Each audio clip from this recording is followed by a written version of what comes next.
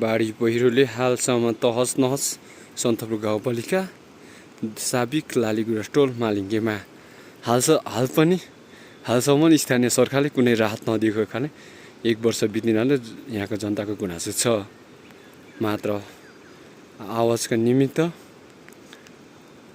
65,000 बाहेक अरू कुनै दिएको छैन।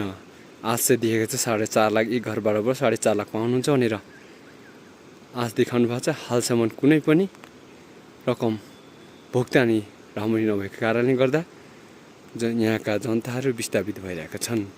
यो हो पिभिसी सेवा सन्तपुर गाउँपालिका 2 धनराज मगर सेतो गुराँसका प्रोभाइडरबाट यो भिडियो अझ हजुर देखाउन गइरहेको छु।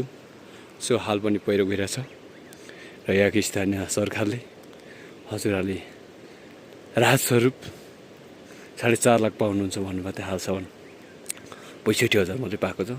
अरू पैसा के राजनीतिक कारणले गर्दा पनि खाइसक्नुभयो के गर्दै हुनुहुन्छ कि सरकारले त महिमाच सङ्कटकालीन घोषणा गरेर 51 लाखको घोषणा गर्नुभएको थियो।